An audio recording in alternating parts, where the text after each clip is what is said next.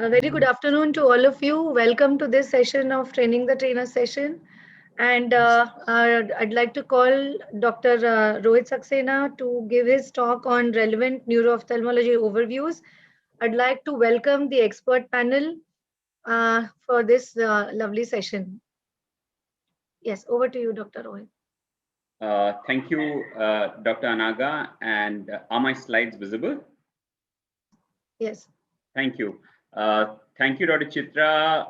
Of course, rest of my ARC team, especially for including neuro-ophthalmology overview in this discussion. And neuro-ophthalmology is not something which teachers, trainers, hospitals, large institutions are actually still focusing on. So it's really nice that we are actually bringing this forward for discussion. So I'll just talk about specialty brainstormer session neuro-ophthalmology overview, which is very important. So part of the residency training program, neuro-ophthalmology becomes important because it's a rather recent subspecialty that is now finding its place among ophthalmologists. And we realize there is an increasing need.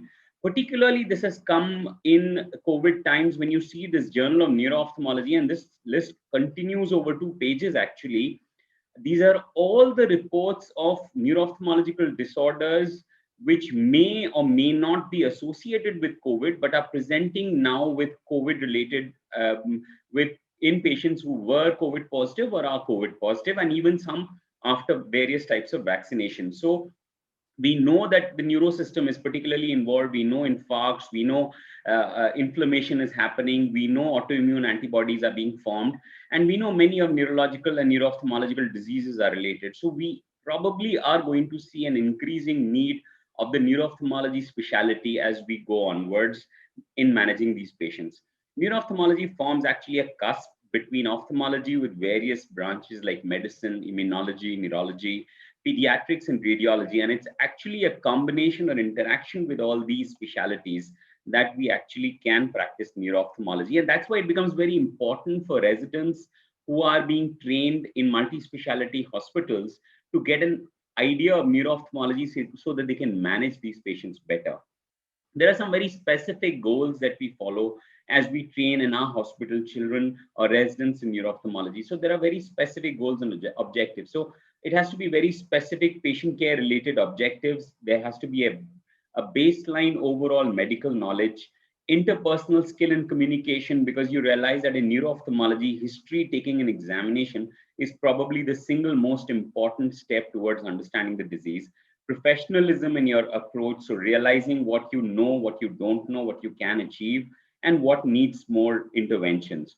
Systems-based practice, and again, practice-based learning. So these are all specific goals we follow.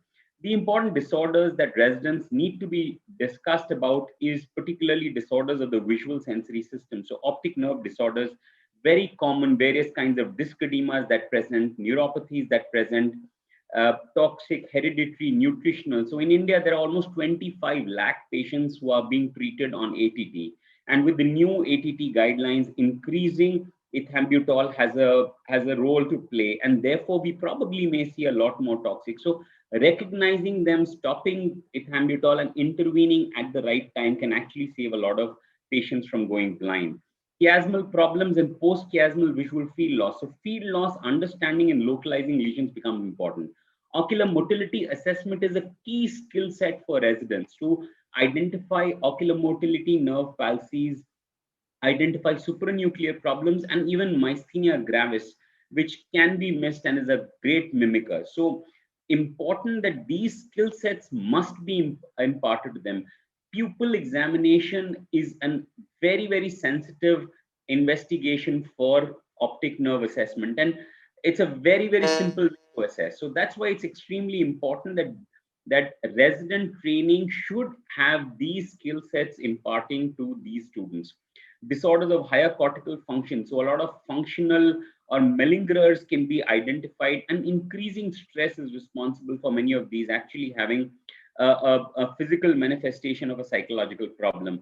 Nystagmus, trauma, manifestations of ocular and neurological trauma, tumors, intracranial pathology, intracranial hypertensions, infarcts, all these present often to an ophthalmologist first. So it's important to impart these skill sets to students and of course teachers and trainers and ophthalmologists who are training these or giving imparting skills, it's important for them to be sensitive towards informing the resident about these issues. Headache, very, very important presenting history in a bulk of patients coming to our OPD, especially in these times.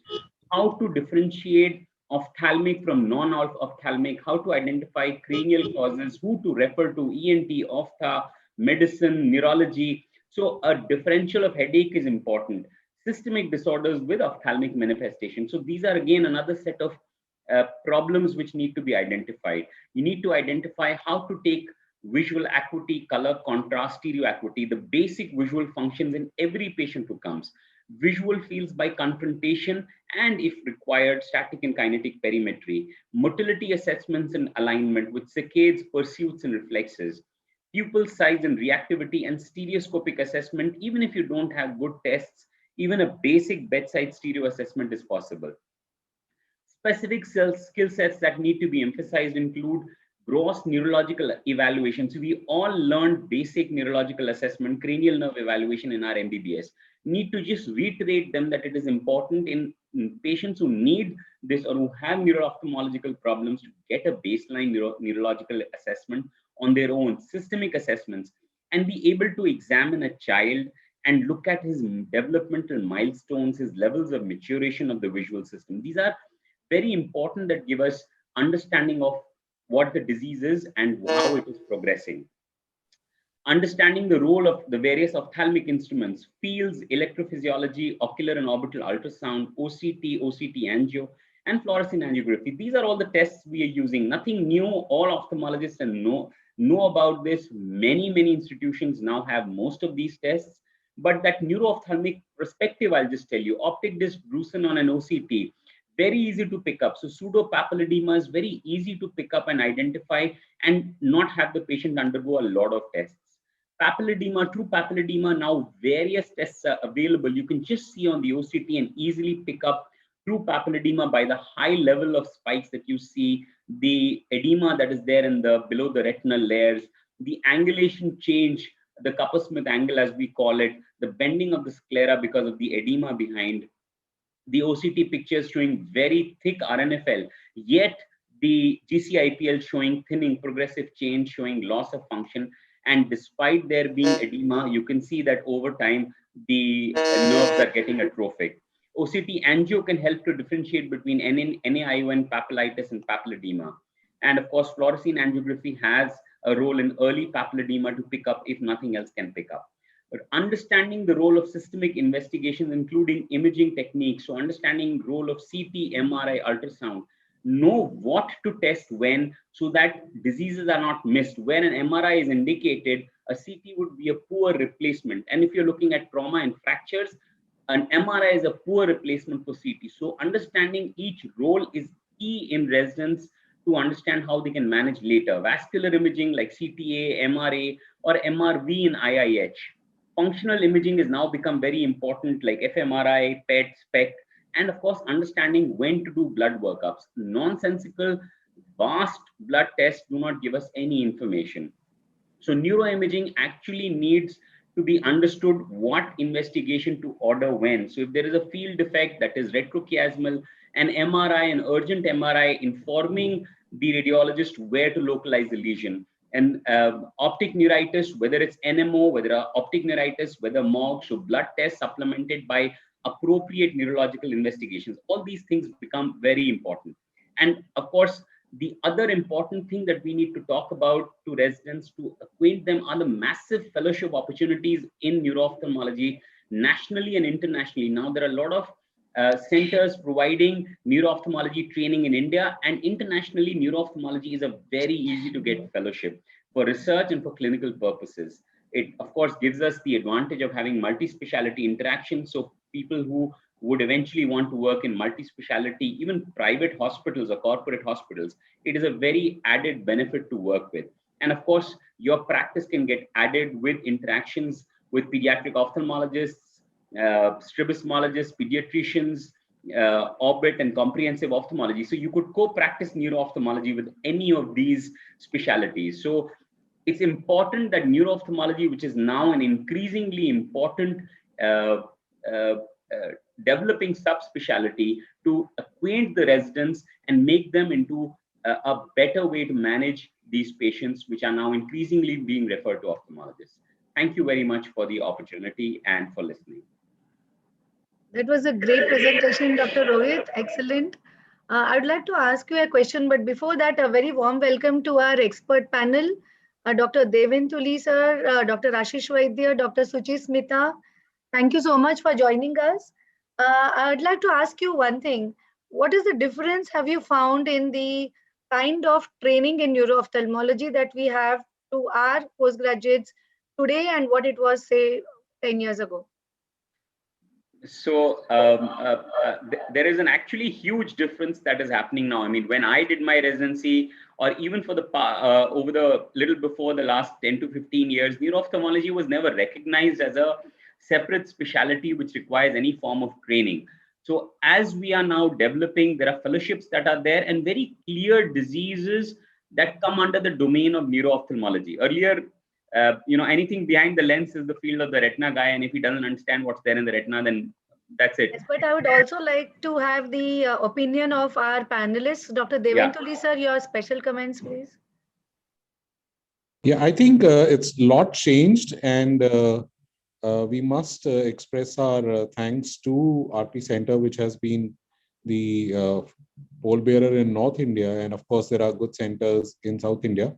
So more people, I think, Rohit, you can correct me if I'm wrong, but there's a separate society for neuro-ophthalmology for the last 3 years. Is that correct?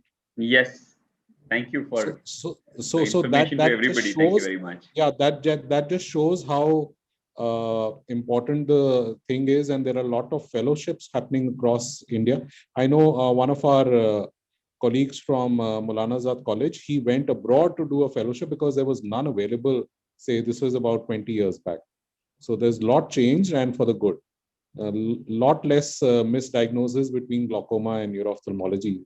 That is my line, so I can say that. Dr. Suchi Smita, a quick comment on this? I think it's a great talk and really emphasizing the importance of this field. Because most of us who are into general, also for us, it is good to brush up on these skills and time to time train ourselves in this aspect, sir. Great talk. Dr. Ashish, being a vitreoretinal surgeon, there may be many times there's been an overlap with retinal pathologies and with optic nerve pathologies and neuroophthalmology. So what is your take on this, and how were you as a resident, what was your experience in neuroophthalmology? Yeah, I think, Anagha, we were together in Sion Hospital, and I think we had quite a bit of experience in neuroophthalmology. The basic reason was also because Sion was a trauma center. And if you remember that there would be a lot of trauma cases which you would see, especially, orbital fractures and things like that. Otherwise, also we had a full-fledged neurology department and a neurosurgery department. So the exposure at that time was definitely quite good. Great. So let's move on. I think the next speaker is Dr. Muralidhar, but Dr. Shreyas has just joined us and he has expressed his desire to move in first. Dr. Muralidhar, is it okay or? Yeah, that's fine. That's perfect. Okay. Dr. Shreyas, are you here? Yeah, yes, madam. Yes, are madam. you ready with your presentation? Yes, madam, I am. Thank you so much for accommodating very warm me. Welcome to you, Dr. Shreyas. Thank you, madam. Yeah. He'll be speaking to us on refractive essentials. Dr. Shreyas is a dynamic, young, energetic surgeon and the son of our chairman ARC, Dr. Chitra ma'am. Over to you. Thank you so much, madam. And my apologies to Murali sir for intervening like this. It's just a small clash with the subsequent refractive subspecialty session, which is ongoing. So I'll just quickly run you all through refractive surgery essentials. I'll try to do justice for it in the 10 minutes allotted. And what I'll try to do is just share some of the salient points involved in the workup in case selection, and we'll run through a few case scenarios as well. So obviously, with regards to the inclusion exclusion criteria, most important is that the age and we have a stable refraction. So anything beyond 18 and at least 1 year of stable refraction, wherein we say less than a point plus or minus 0.5 diopter variation in the spherical equivalent. Contact lens wearers, we have to be extra cautious that they discontinue contact lens for a sufficient period of time before we go ahead with the refractive procedure. Previously, we used to consider diabetes and connective tissue disorders as a major contraindication. But nowadays, with well-controlled diabetes, type 1 diabetes patients, as well as connective tissue disorder, which is either quiescent or which is not having, under immunosuppressive treatment, there are sufficient literature to say that there is good outcomes even in those patients, as long as the situation is well managed. Of course, in connective tissue disorders and patients with tendency for keloid formation, we would possibly avoid doing a surface ablation procedure. With the workup, refraction, dilated fundus, ocular adnexa, and tear film cannot be underemphasized, needs to be done extremely well and meticulously. And of course, corneal tomography and biomechanics is something which we need to really look at. So modern topographers, we have many of them available, which are mostly elevation based. We use mostly the Scheimpflug tomographers. And of course, nowadays, the higher resolution ASOCT topographers are also coming in. So I'll quickly take you all through some of the salient aspects of Pentacam due to paucity of time, and only talk about this device, which is now possibly the most commonly used device across most centers. So it utilizes a rotating Scheimpflug imaging camera, and it measures to 138,000 true elevation points. And it is the first of its devices which really started looking at the posterior corneal surface directly. So what we normally see is this 4-map quad map. But before we go into the quad map, there are certain very important characteristics which we need to see. One, of course, is the name and the demographics, the age of the patient, which is again very important. Here we look at two very important scores. One is the quality score, QS, which when it is okay, which indicates that the scan is reliable. Then we look at the Q value, which gives the degree of asphericity. So normally it is anywhere between -0.1 to -0.3. You don't want it too much higher than that. Again, then we look at the front surface of the cornea, the astigmatism K1 and K2. The back surface of the cornea measurements are also available, which are taking more and more importance when we are looking at topography guided treatments. Then we look at the pachymetry maps available, the thinnest point, the location at the apex, the Kmax, which again is extremely important to look at when we are following patients of keratoconus, and then the AC depth when it comes to phakic IOL surgeries. And this normally is set at external, which measures from the epithelium. It's important that you turn it over to internal and make sure that it is above 2.8 when you're considering a phakic IOL procedure. Looking into the 4 maps, particularly the curvature maps, the sagittal front curvature, we need to ensure it is a symmetric curvature, that there is no high IS asymmetry involved, as you can see in the picture on your right. This is again very, very suspicious of keratoconus. Of course, in this picture, it's a very straightforward keratoconus, but even if you have a slightly higher IS asymmetry of more than 1.2, 1.4, we really need to look at the other scans more carefully. Pachymetry, as you all know, the thinnest and the point is usually close to the apex. If it is deviated from the apex by more than 10 microns, if it is displaced inferiorly, these are all red flag signs. Elevation maps are characteristic of, or are the best ones which we get from the Scheimpflug devices, because they are giving you a reference plane and trying to show you highlight focal elevations above the reference plane. One important thing to be looked at is the diameter of the elevation maps. Generally, we look at it at a manual setting of 8 millimeters. But if you have a smaller or a larger diameter elevation Westford surface, then you could have a spuriously flat or steep cornea, which can make you either miss cases of early ectasia, or you could be overdiagnosing ectasia if you're using smaller ones. Have I run out of time already? So the other thing is the Bellin-Ambrosio enhanced ectasia display, where we have various indices available. Essentially, this is to enhance the degree of focal protrusions which are present in the scans. What we are essentially doing is, from the regular elevation front and back, we are excluding the central 3.5 to 4 millimeters from the thinnest point on pachymetry, and then trying to spot the difference by taking more of the mid-peripheral data. So if you have higher elevated points, that is more suggestive of ectasia. And of course, you have the various differential indices for the front surface, the back surface, pachymetry, thinnest point, and axial displacement. and the overall D, which is perhaps the most important aspect of the Pentacam's maps. This is again multiple red flag signs present from a keratoconic eye. So I'll quickly run you all through some of the choices which are available. PRK, LASIK, SMILE, phakic IOL, and combination of the laser-based procedures with cross-linking are also available today. So how do we go about looking at them? One is, of course, we have to look at the age, the spherical equivalent, topographic parameters, and ectasia indices. So first and foremost, the corneal curvature. Whenever you have a flat cornea, there is a higher risk for a free flap. And it's essential that you, especially if you're doing a microkeratome LASIK, which is where you will have the free flaps, you mark the cornea appropriately. And if you have even such a disastrous situation, when you have marked it, you can handle it suitably. It's important that we ensure that the epithelial side is up and the stromal side is down, and orient the hinge towards the proper location. If you have a very steep cornea, you can have a buttonhole in a microkeratome flap. And it's essential that you avoid the microkeratome in such a situation and either go ahead with a surface ablation or a femtosecond procedure. A unique complication in femtosecond is if you have missed a subtle corneal opacity. Now, if it's a superficial opacity, the opaque bubble layer, the femto laser can actually track through this opacity and cause what we call a vertical gas breakthrough. And this vertical gas breakthrough is somewhat like a buttonhole. And essentially, we need to do a careful ASOCT because the topography might miss it altogether because the epithelium is a beautiful masking agent. And when it is smooth, it will not really show you the topographic impact of the opacity.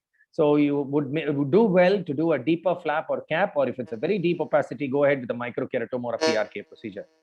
In thin corneas, again, which are quite low, nowadays we stay off all kinds of keratoablative procedures and go ahead with a phakic IOL. In higher refractive errors, in high myopias, previously we would only look at the residual stromal bed. So this is one such example where, despite a high refractive error, with a flap of 90 micron and 128 micron ablation depth, the residual stromal bed was 306 micron, which is more than sufficient in our normal calculation. But nowadays, we look more at the PTA aspect, that is the percentage of tissue altered. And whenever it is exceeding 40%, there is a higher risk of ectasia and an even higher risk of regression. And therefore, whenever the PTA is higher than 40, we stay off these procedures and go in for a phakic intraocular lens. I'll wind up with this last example of high hyperopia, where here, rather than any keratoablative procedure, a clear lens extraction is an excellent procedure. However, we may have very high powers, and this may not be available in our standard IOL powers. And in those cases, you could actually go ahead and do a Sulcoflex lens. The normally power, what you get maximum is a +40 diopter lens, and you could implant a Sulcoflex lens, which will take care of the residual power. So in conclusion, a thorough clinical examination and a thorough understanding of corneal tomography is necessary for appropriate choice of procedure, and choosing the right procedure for the patient, we can ensure we have optimal results. Thank you so much for your kind. Thank you, Dr. Shreyas. That was an excellent presentation. Dr. Suchi, I would like to ask you a question. Being a cornea specialist, what was the kind of exposure to refractive subspecialty training did you have in your residency, and what do you think we need to do that for our residents today? Another, I think that's a very relevant question. So the refractive, I think as far as refractive goes, if you're asking about my experience, what I learned best was what not to do, or what are the decision making pearls. So that, because refractive surgery itself is not very difficult, but it is the decision making process which is very important. So having access to equipment like the Pentacam and looking at your consultants, work up the cases, decide against a case or for a case, and the workflow is what is most important, I feel, for the residents. Being a very expensive subspecialty, I think that becomes one of the limitations. Yes. And that requires a lot of other fellowships that needs to be done. So our postgraduates may or may not have the luxury of being exposed to refractive subspecialty trainings. This could be one of the things that we need to look at in the future, other than bigger institutions, definitely, who have access to all these equipments. So thank you, Dr. Shreyas, so for being with us today. Thank you so much. Thank you so much. Dr. Muralidhar, sir, are you ready with your presentation? Yes, madam. Yes, madam. Yes, yes. Can you please share your presentation? You would be speaking to us on pediatric perspectives. Yes. Can you see the slides, madam? Can you hear me? Yes, we can hear you. You can make it full screen, please. So good afternoon to everybody, and I sincerely thank the ARC for having invited me. My talk is on pediatric perspectives. It's a big ocean, and I would like to cover as much as possible what we need to train our residents in. So I'll have to stop when the time pauses. So in summary, I have put these boxes that you need to train the residents in vision estimation, in strabismus evaluation, in pediatric cataract essentials, in pediatric refraction, red eye, and the basics of syndromes. I'll try to cover as much as possible within the time allocated to me. So estimating the visual acuity is undoubtedly the most important step in evaluation of a child, and it is the first step in strabismus evaluation. So above 5 years, most of us would be able to evaluate the visual acuity using Snellen or ETDRS charts, but for less than 5 years, it's a challenge. So in infants, you can use the teller acuity or the Lee paddles. They are interchangeable. For 1 to 3 years, you can use the Lee paddles or the Keeler cards, and for 3 to 5 years, the matching cards. I'll try to show it in the videos to come. So this is a small child. So with Lee paddles being used, and the child merely looks towards the pattern that gives an estimate of the visual acuity. The residents have to be exposed to this. And this is a matching visual acuity test. The child may not be able to indicate that this is a fish, but will be able to point it out in the key card. And this can be used for vision testing in 1 to 3 years of age. So refraction, refraction, we use atropine refraction in children who are less than 5 years old. And for above 5 years, we use cyclopentolate, tropicamide, and cyclopentolate. Homide is used whenever there is a history of seizures or in patients with neurological complaints. So now I go to strabismus evaluation and the essentials of what we need to train our residents. So we need to sensitize our residents that the first step in strabismus evaluation after visual acuity estimation and refraction is the attention. You need to give the child or the patient a distance fixation target for him or her to assume the head posture. The head posture may or may not be related to strabismus or nystagmus. If you do not correct the head posture before doing a cover test, you may miss the strabismus. And in confusing cases, I'll come to that. For example, this patient was very uncooperative when we corrected her head posture. So what we did was we patched this eye first and the other eye next, and the child's head posture did not change. So we can, with a reasonable degree of certainty, assume that the child's head posture is not related to the strabismus or nystagmus or any other ocular condition for that matter. Of course, this is assuming that vision and refraction has been done, and this is what we need to sensitize our residents to. We need to tell them that the corneal reflex test gives a crude estimate of the ocular deviation, and they need to proceed. They also need to identify these false things. For example, this patient seems to have an exotropia and a positive angle kappa. This is because of a positive angle kappa. When you do a cover test, the patient doesn't have any deviation. So it's a false strabismus. Before we go for strabismus evaluation, we need to sensitize the residents towards identifying this false strabismus. This is a patient with pseudoesotropia, and the esotropia appearance is because of the epicanthus inversus. So, of course, the cover test also showed that the child was orthophoric. So, all this we need to teach our residents, and the cover test undoubtedly is the most sensitive method to detect strabismus. We need to tell them that the prerequisites for a cover test are the presence of central fixation, good vision, and a reasonably normal range of movement in the field being tested. So we need to tell them that accommodative targets are to be used. They should not use a torchlight for cover test because accommodation needs to be standardized. And I use this diagram very often when I teach my residents and fellows. If you cover one eye, the other eye moves out, that signifies esotropia. So the use of a schematic diagram followed by a practical demonstration. For example, when you cover this eye, the right eye takes a fixation.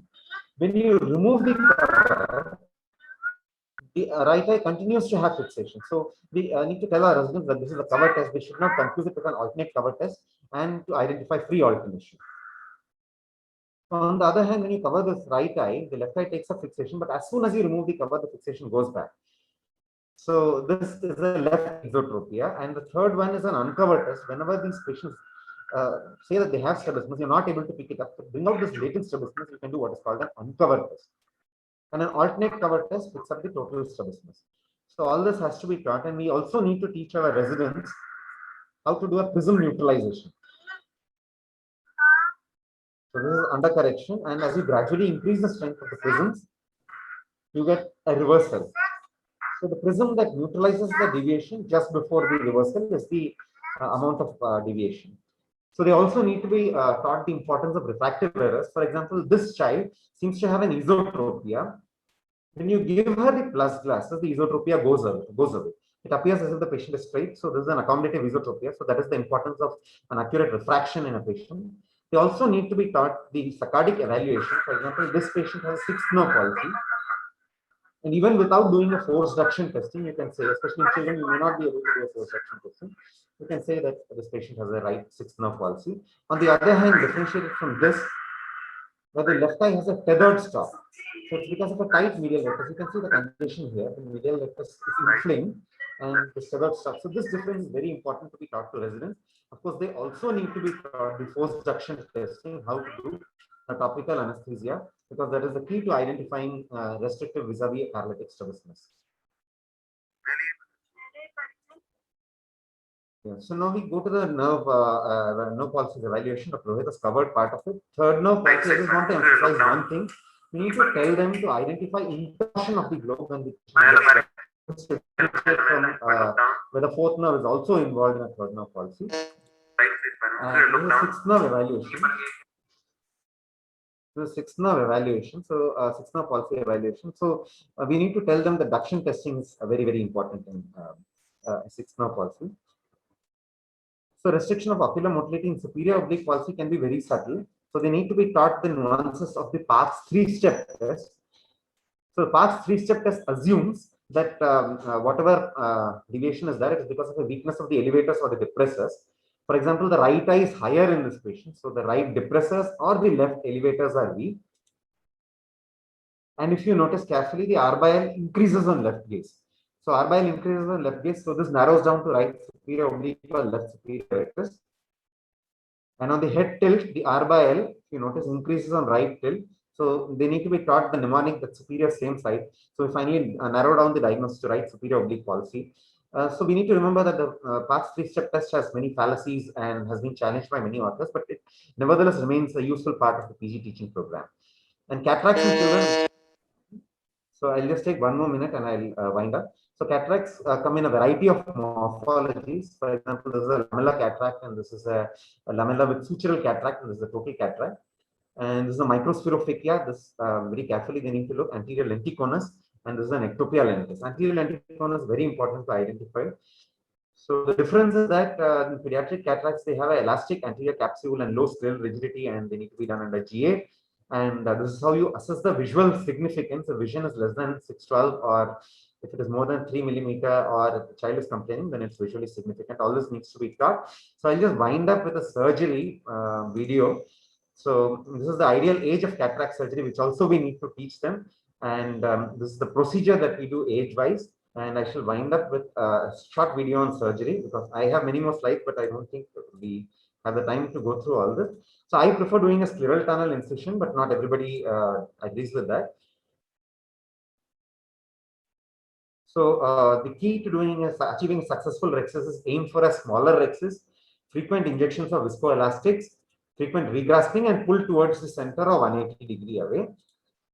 And yeah, that having been done, the cataract is very soft, easily comes out with an IA probe. And the choice of lens is a hydrophobic acrylic in these patients. Choice of lens is a hydrophobic acrylic. And we need to do a PPC in young children, and anti-vitrectomy and the IOL implantation. So I'll just wind up here and stop sharing because my time is up. If there are any questions, I'd be happy to take. Thank you so much, Dr. Muralidhar sir. And that was an excellent presentation. Dr. Sushmita Kaushik ma'am, very good afternoon to you and very warm welcome to you. And also a very warm welcome to Dr. Akshay Nair, who is our part of our expert panel.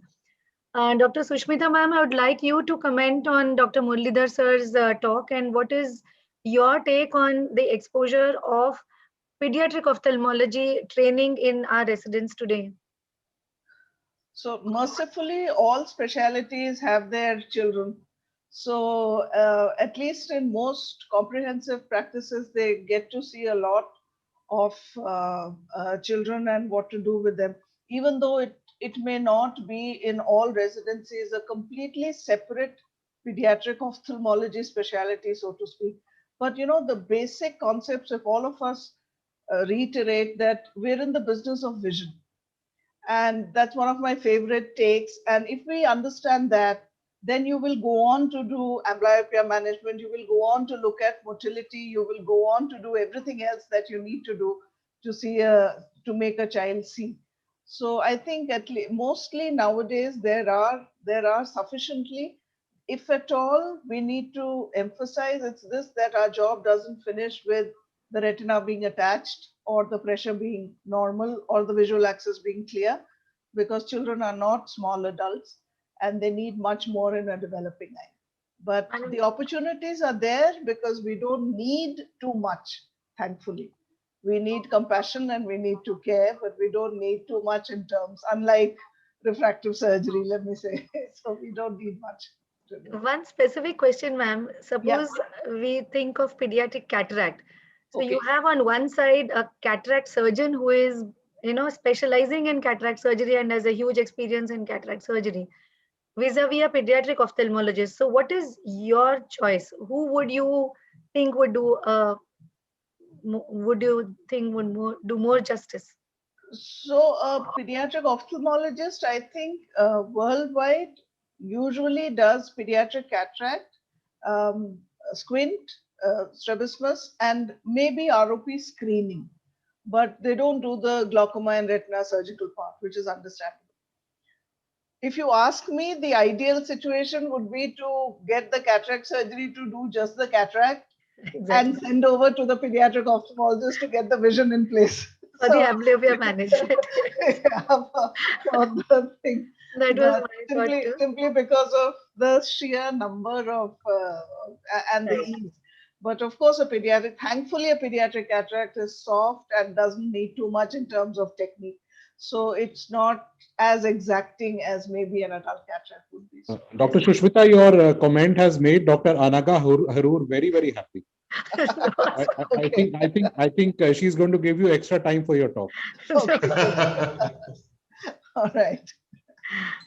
Thank you so much, ma'am, for your comments. And I would also like to invite you for your next talk, ma'am. Dr. Sushmita, ma'am, she's an excellent surgeon, a great clinician, and a great teacher too. She will be speaking to us on critical skill sets in glaucoma. Over to you, ma'am. Yeah, thank you so much. And thank you for the opportunity, Dr. Chitra, the entire ARC team. And I'm really, really enjoying myself and I'm looking forward to the next 4 days as well. So I was happy when she said critical skill sets because it gives me an opportunity to say what I want to and not have to look at literature and look at what anybody else is saying. So this is entirely what I think is a critical skill set in glaucoma. So I'll outline it with a diagnostic requisite and management requisite, which I think every ophthalmologist should know. So obviously, when you're talking of glaucoma, you have to talk of intraocular pressure, you have to look at the angle, you have to look at the optic nerve, and you have to see whether the visual fields have had the damage that the optic nerve seems to suggest. Coming to the management requisites, the first thing is, of course, reducing the pressure, whether you do it with medicine or you do it with surgery, which is trabeculectomy, which is our bread and butter, or in refractory conditions, we also use glaucoma drainage devices. So coming to the intraocular pressure, the non-contact tonometer from a glaucoma perspective is a great screening tool, but as a caveat, we would not want you to diagnose or manage glaucoma on NCT readings alone, simply because there are so many sources of variability. But it's a great tool to take out into the population and pick up everybody who has more than 21 pressures and then do it on the GAT again. Everyday gonioscopy, I must thank our colleague Dr. Faisal and our resident Dr. Malik who've made this little video for us. So this is easy. This is every day. Put in a drop of Paracaine, patient to look up, place in the inferior fornix and look at the angle. You cannot complete a glaucoma evaluation or a comprehensive evaluation if you don't do gonioscopy. And this is real time, unedited, and this is how much time it takes. About 10 seconds extra from a comprehensive ophthalmological examination is all. Yes, ma'am. Abhi phone lage bolte hain. So the next thing. Dr. Satyajit, please mute yourself. Sorry. Okay, so we grade the angle. Why is it important? Because angle closure glaucoma has, we know there's a renewed interest as a major cause of blindness. And in India, Dr. Ravi Thomas's seminal paper showed us that 10% of the population had occludable angles. So what grading to use doesn't matter. It might be an exam question. What is Sheffer? What is she? What is whatever? But then it doesn't matter as long as you know that your definition is consistent and you know what we term as occludability, which means the posterior part of the trabecular meshwork is visible in less than 90 degrees of the angle. You just need to look at that. And if it is visible in just less than 90 degrees, this angle is occludable and you need to look out. The optic disc, this is one of my favorite slides, which when I teach my residents, 8 intrapapillary, 4 peripapillary features. Easy. 2 of the disc, 2 aspects of neuroretinal rim, 3 aspects of the cup, and the position of the central retinal trunk, because many times it is nasally shifted. Look for optic disc hemorrhages, retinal nerve fiber layer, arteriolar diameter, and excessive peripapillary atrophy. And that's all that you need to look for. And once you've seen this, these are the easy characteristics of a glaucomatous disc, an NRR which does not respect the ISNT rule: notching, verticalization, bearing, vessel bayoneting, nasalization, any disc hemorrhage, and an abnormally large peripapillary atrophy. So coming to what we do, the fundamental goal to understand is to slow the rate of cell loss to the age-dependent rate. You're not going to get it back to normal, but as this slide shows, this is untreated. And whenever you catch it, wherever you are, you might want to bring the slope up to match a normal individual, but it can never go right up there because the loss has happened. So it's important for you to understand that, slow the rate of ganglion cell loss. Once diagnosed, the target pressure is individualized.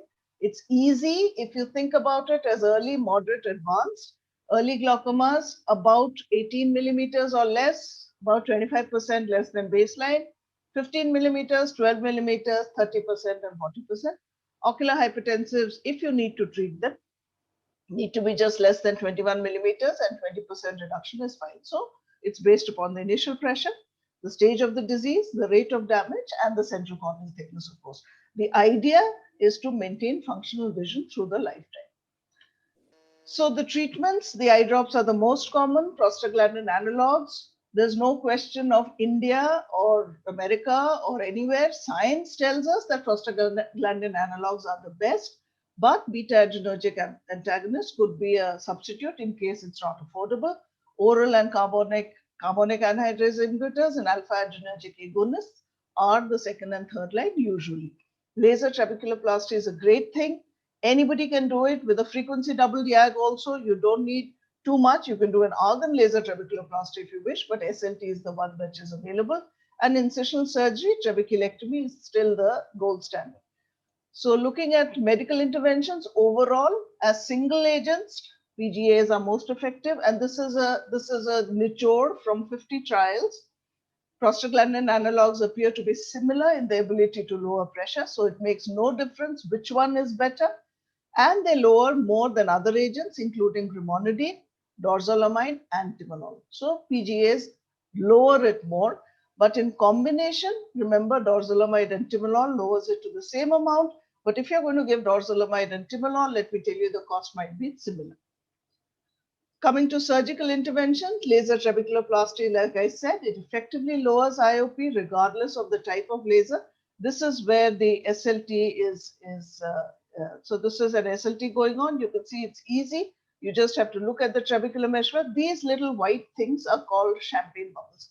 So this is the end of your surgical procedure. And really, if you can keep even half of them off drugs for 5 years, which is what most studies tell us, I think it's a huge advantage. So these are all the champagne bubbles that we see coming out. So trabeculectomy is more effective, of course, than non-penetrating surgeries, and intraoperative mitomycin C reduces it more and has the trabeculectomy working for a longer time.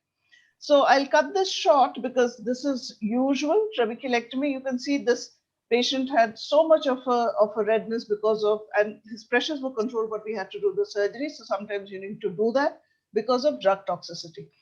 So if at all, these are small tips. This is a standard flap being used, but what we do is the paracentesis is parallel to the limbus.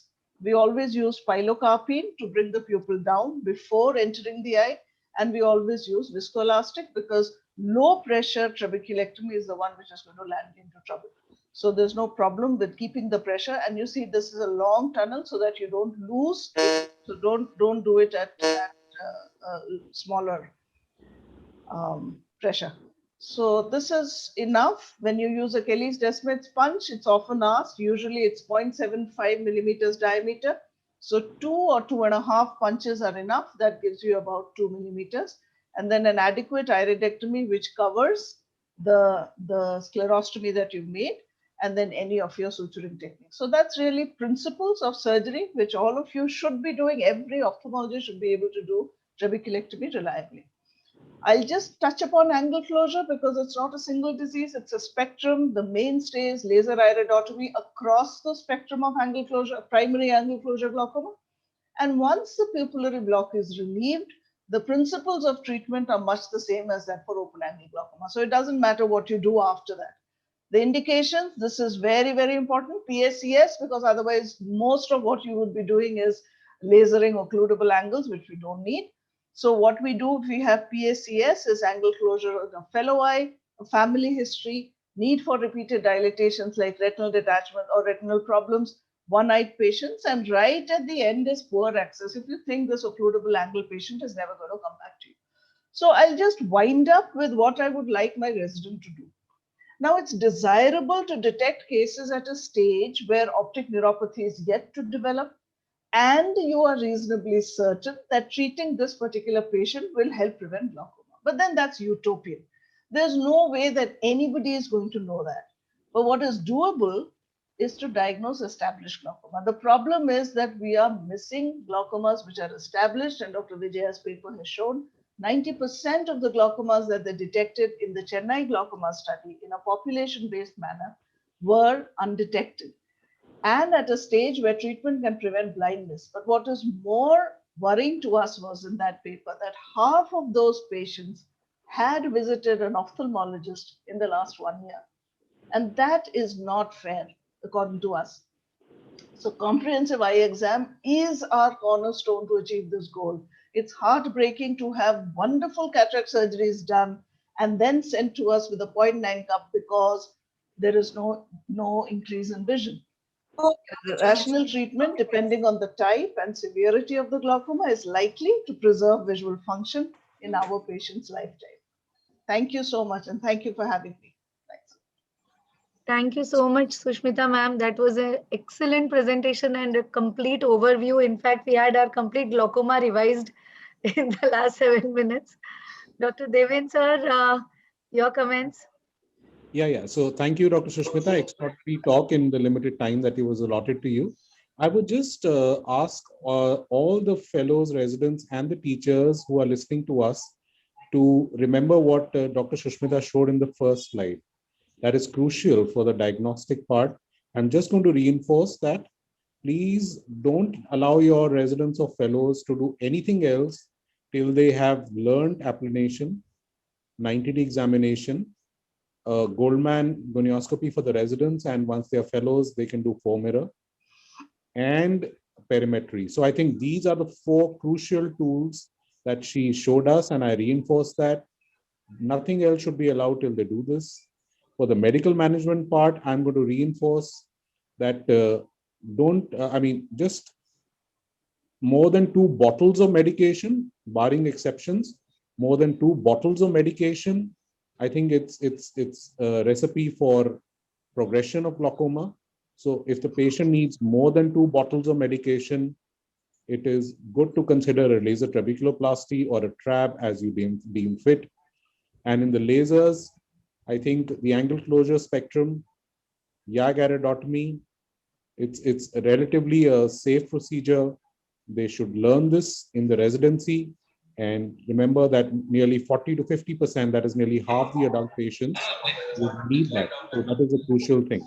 And trabeculectomy and combined surgery would be my thing for, they must do it. They must be confident of it.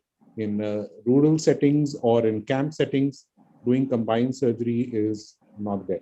So I think it's very important. She did not even touch upon OCT and stuff like that, which are fancy tools, and that is not necessary. And thank you again, Dr. Shushmita, and thank you, Dr. Anaga. Thank you So so remember, much. this was critical skills. Exactly. So that's what I'm saying. Critical skills don't have OCT and I'm UVM. happy that you did not even if you remove the word critical, I would still not go into OCT, because I think the 4 things I said: applanation, 90-day examination, Goldman gonioscopy, and perimetry is quite good. You will agree with me, Shushmita. Yeah, absolutely. There's no doubt. Ma'am, in Thanks, your talk, Dr. yes, sir. Yes. So, ma'am, in your talk, you mentioned about the study where they showed that a lot of patients of glaucoma were missed in the last 1 year, where they had actually been seen by an ophthalmologist. Ma'am, what do you think are the reasons why, in spite of being trained in general ophthalmology, in spite of knowing all these signs and how to pick up glaucoma, why are patients being missed? You know, Anaga, it's sad, but it's true, and there's no point brushing the fact under the carpet. It's not that people don't know. So when I'm often told to go out and teach, I'm now beginning to realize that it's not that they don't know, because the same people, if I'm going to take an interview and say, how are you going to diagnose glaucoma, are going to tell me applanation tonometry, gonioscopy, and optic disc. It's not that an ophthalmologist doesn't know, but Anaga, how do we get our residents to do it? And how do we get every ophthalmologist in the country to do applanation tonometry and the gonioscopy and look at the optic disc before sending the patient away with, say, tear substitute? So that's our problem, that a comprehensive eye exam is not going to make you miss it. And what you miss is not important. So if you remember, the doable thing is catch the established glaucomas. I'm not even talking of a 0.6 cup with a little bit of red on OCT with a pressure of 19 or 20. It's okay to miss that. Our problem is missing established blinding glaucomas. That is what should not be missed. And looking at the disc, doing a Van Herrick, even a torchlight test, if you don't do a gonioscopy, is enough to just diagnose angle closure and to diagnose a glaucomatous optic neuropathy. That's so true, ma'am. I think maybe it's really sad that maybe once they get into clinical practice and private practice, more attention is on cataracts and probably surgeries or in patients which may bring more, and maybe they're easily missed because the attention to detail is reduced. So by such kind of webinars and such kind of talks, I think we need to reiterate that the importance should not be reduced, and we need to revise that we need to look at every patient as a potential patient of glaucoma, and so as to not miss it. Yeah, but I'm hopeful. Naga, I am hopeful that with the ARC sessions like today's, I think we are on the right path. So please continue to do more often and continue to involve good teachers like Shushmita. Thank you I so just much. want to quote Dr. Harsh, who always used to tell us when we were 20 years ago, hanging on to Dr. Harsh and Dr. Vijaya, Dr. Amanjeet, what all they were saying. And he used to say something that, you know, you should do it and catch the glaucoma, क्योंकि वो तो जिंदगी भर के लिए तुम्हारे पास है. He's a patient, you do a cataract, he goes off tomorrow, that's it. These guys, you hold on forever. So it's more lucrative to catch them. So that's it. So true. So true. Yeah. Thank you so much, ma'am, for being with us and spending your valuable time. It was a lovely time. Thank you so much. So let's go on to our next speaker. I think Dr. Namrata Sharma ma'am is busy in the managing committee meeting. So we'll go on to the next speaker, Dr. Satyajit Sinha. Are you ready with your presentation? Yes. Yes. So welcome, Dr. Satyajit. He is our dynamic member ARC of the East Zone, and he would be speaking to us on cataract specifics. Over to you, Dr. Satyajit. Thank you, Dr. Anaga, for the kind introduction. This talk is primarily based for the postgraduates. Can you hear me? Can you see my slide? Yes, yes. Okay. So it's for the postgraduates, basic stuff, but something very, very important which should not be missed, just like Dr. Susmita was saying just now. So I'll be talking about cataract specifics. Now, it's very important when the patient comes, even for a simple cataract surgery, you have it's important to do a proper primary examination. Pre-op has to be proper. The surgery and the post-op care, everything including has to be very proper. The first impression of the center, which is formed in the first 3 minutes, the ambience, diagnosis, and nexa, judge the patient's moods and requirements. Once you have diagnosed cataract, don't jump to counsel the patient for multifocal or toric. If you don't have an OCT checked with pinhole correction, specular microscope is an important tool in an elderly patient, but if you don't have, you can still use your slit lamp to see the endothelium. Tell them post-operatively they will need glasses, and don't promise too much from before. It's very important that you check the blood pressure, sugar, the intraocular pressure, the sac wash, all these things that we are doing every day.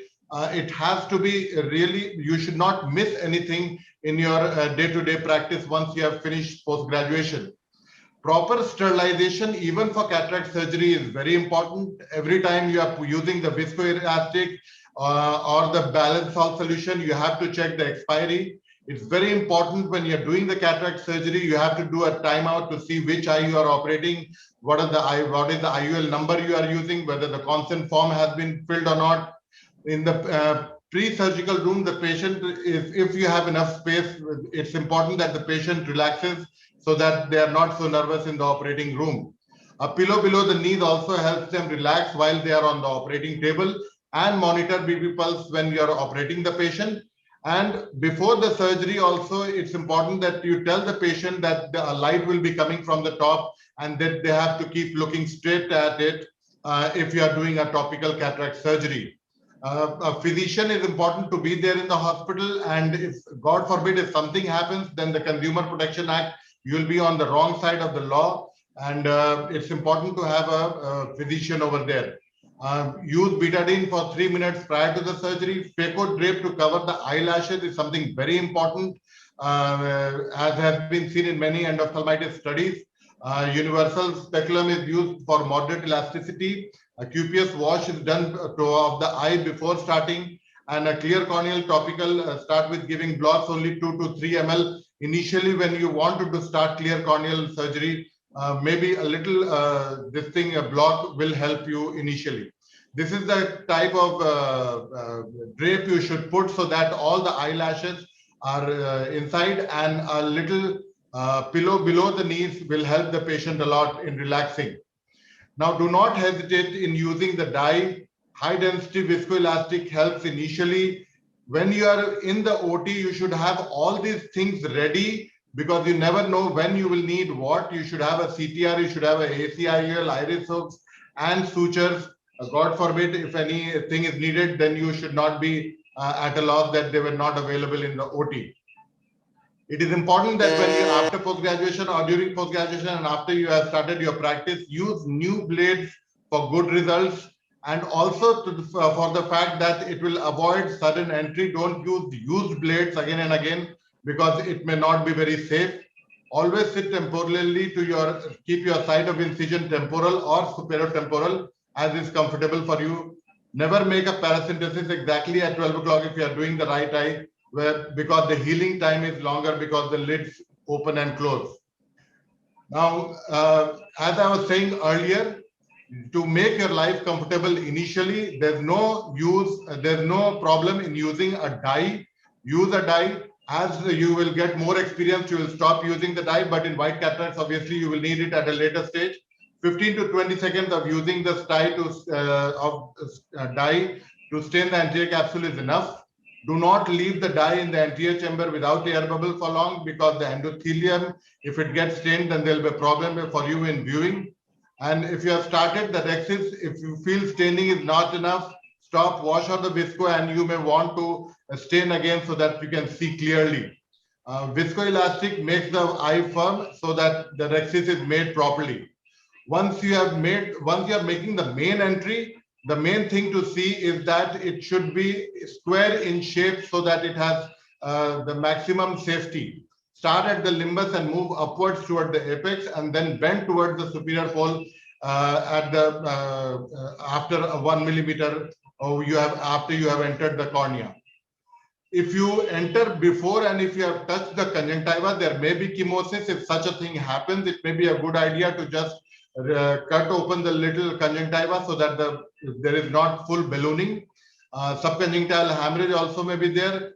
Premature entry will be there, and too long entry wound. If you go too much ahead, there may be the entry wound may be too long, and there may be Descemet's injury also. As I was saying earlier, use new keratomes. Smaller the wound of entry width, easier it is to complete the rhexis as there is less visco loss. Iris prolapse as soon as you enter the AC. If you are having iris prolapse, then hydrate the cornea from the side. And if the prolapse persists, then you may want to put a suture on the sides. Use high density viscoelastic initially. Later, you may be good with HPMC. But initially, if you when you are doing these cataract surgeries, a high density viscoelastic is good. Now, managing small pupil, you have multiple options. Pharmacological options are there. Viscomydriasis also you can do. You can stretch the pupil. I'm just covering that these are the options that you have. You can keep in mind, and ultimately you can use iris hooks also. I won't go into the details of it. Now, when you have a posterior polar cataract, you do hydrodelineation. In general cataracts, we do hydrodissection. Lift the anterior capsule slightly, and the fluid flow posterior. Let the fluid flow posteriorly so that you can see it also. Posterior hydro, you can see the lens tilt. What do I do next? Convert. Suppose you are doing a hydrodissection, and then after that you see that the lens is tilting. Then you may want to stop and reassess. If the lens is subluxated, plan and put a proper CTR and total rotation. Ensure there's complete hydrodissection and you've rotated the nucleus properly. Now, once you are entering the cornea, tilt the phaco probe and then enter so that you don't hurt the endothelium. And once you have entered the anterior chamber, shave the cortex a little bit and then do the trenching. Soft cataracts are at times more challenging than hard cataracts. Stay in the pre-phaco mode for the entire surgery where phaco power is comparatively low, and so is the vacuum. Slide the instrument to be always tilted. Stay away from the rhexis margin. Now, proper folding is essential to avoid inserting the cracked IOL. Check forward motion of the IOL. Suppose you are putting an IOL and it cracks, there is absolutely nothing. You have to cut it and take it out and put another IOL. Even if there's a little bit of break in the haptic, you want to change the IOL. The hydration should be careful. If there is a Descemet tear, you have to put while you're doing hydration, in the end also you have finished the case, there can be a Descemet tear, and you may want to rectify it by putting an air bubble and think carefully and putting it back on the endothelium. Preloaded IOLs, there's a lesser chance of contamination, so it may be a good idea to use preloaded IOLs. Self-loading, you have to take all asepsis precautions. Ensuring the size of main port for the IOL delivery. If the IOL has to go by 2.8 and you have made a 2.2 incision, then you want to make the incision a little bigger. Hydro assisted is also something with which you then you don't have to clear the viscoelastic. But if you are doing it OVD assisted, then you want to make sure that you go behind the IOL and clean all the viscoelastic that is there. Can you please sum up? Okay. So in complications, there may be anesthesia related complications, there may be surgery per se itself, and there may be post-operative complications. There may be optic nerve damage, there may be globe perforation, there may be retrobulbar hemorrhage. These are the different complications which are there, which I'll just pass through. Endophthalmitis is something you have to be very careful of. Retinal detachment, negative photopsia, preoperative medications are there, which are here. Now, image-guided cataract surgery has also come in, which helps you in making correct capsular axis. It helps you in a proper alignment of the toric IOLs. Different companies are there which have these Alcon Zeiss and in Sensomotic instruments are there. The image guiding systems are complemented by IOL Master, Pentacam, Lenstar, Aladdin, So many companies are there which help you making a pre-operative assessment. I will not go into the details. Patients who do not qualify for the image guiding are those who may be having amblyopia, central corneal scar, keratoconus, pterygium, post-PK, and who have very high refractive error. Now something which is there, which is intraoperative OCT, which are used at higher centers. They also help you in doing a good cataract surgery. Thank you very much for your kind attention. Thank you, Dr. Satyajit. Yes, it was a very extensive and great talk. We literally covered all the aspects of cataract surgery. Thank you so much. Dr. Ashish Vaidya, are you here? Yeah, I'm here. Yeah. I would like to ask you a question regarding cataract training in our residents. Like whatever Dr. Satyajit sir said, a lot of importance is given to the steps like CCC and hydrodissection and phacoemulsification.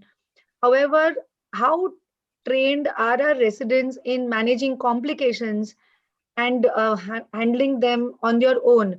Being a vitreoretinal surgeon, you must be seeing a lot of patients coming to you with drop nuclei and PCRs. What do you think is today's residents' experience in handling these complications, and what do you think we need to do about it? Well, it's an interesting question. It's like this, that in our times, if your patient had a vitreous loss, our Dr. Motwani, our head of department, would insist that the next case should be yours. This went a long way towards restoring confidence of the young surgeon, because he has created a complication, and if he does the next case well, his morale gets boosted. In today's day and age, with the phaco, if you get a PCR, then you get a nucleus drop. And if you get a nucleus drop, then this has to be managed by a retinal surgeon. So it depends upon whether the retinal surgeon expertise is available in that institute or no. If it is available, I'm sure that they would manage it very well. But at times you may need to refer the patient out to another institute for management, and that is when the difficulties would arise. Absolutely well said. And especially being in private practice, when a surgeon faces such a complication, it becomes a little stressful to him to be even say this to the patient and refer him to another institute. Dr. Sushmita, ma'am, I wanted your opinion on this, ma'am. Ma'am, please unmute yourself. Yes. Sorry. So I think it's really important to have the resident see his patient next morning. You know, what happens is aaj OT hua with somebody, and then there's OPD with somebody else, and clinic, at least sometimes it happens that the senior resident has then just taken a look, and so it's important to manage it throughout. I think it's more because we're doing glaucoma, so it's even more important that they learn how to manage post-operatively. But I think even cataract, once they know the complication and what can happen, I think that's when they're going to learn that the best thing to do is prevent it. And I think one of the problems with our residency, I don't know whether it's a problem or it's just the way it is, that somehow the residents get their time at the end of the day, when the biggies have finished, and then the microscope is then available. The sisters say we are understaffed and hame packing karna hai, to jaldi karo. So this happens across the board. So I think another thing which would help in avoiding or maybe managing complications is if the resident or the trainee also has a table early in the morning when the seniors are around, to see what he's doing, to mentor him, and little nuances of ye mat karo, then this will happen. And I remember when I was way back, because in our junior residency, phaco wasn't there. So as senior residents, we just had started, and I can't forget Dr. Jagat Ram, once he was mentoring. And one small thing he said, that when you're doing a hydration, isko parallel karo. If you do it straight, then your Descemet's is likely to detach. One little thing like that. So if a senior is mentoring, it means a lot. So that's just one small way of. Right, ma'am. I think one more question I had was, the moment a resident has a complication, the immediate impulse is to being taken over by a senior. So he just gets up and says, "Chalo, abhi to now I give up," and then somebody else. So, but when he goes into private practice, there's nobody around him to take over. So I think more than anything, apart from just giving training about cataract surgery, I think equal importance also should be given to managing complications. Not only that, even for webinars like these, a lot of times we have a lot of webinars on complicated cataracts, but a lot of importance is yet to be given on managing complications and only showing complications. So I think maybe this is one take-home message. Very good idea to just invite surgeons to say my worst day. My worst day. So my worst day is what? Yeah. Yes. It takes a lot of courage and guts to do it, but I think all of us are in the same boat, so there's no ego in it, and we just have to For face. a trainee, for an early surgeon, it would take a lot of courage. For us, we sort of, "Pata hai kya kiya tha maine?" So it's okay for us to say that. Yes, ma'am. Thank you so much, ma'am, for your inputs.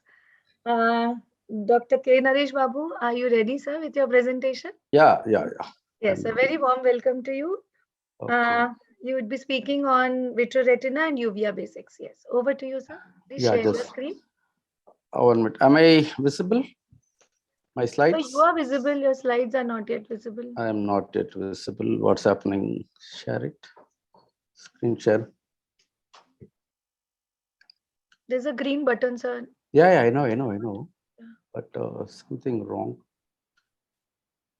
The hall coordinator, can you please help him? Yes, ma'am. Yeah, can you please help Yeah, him? I opened the presentation. It's on my desktop.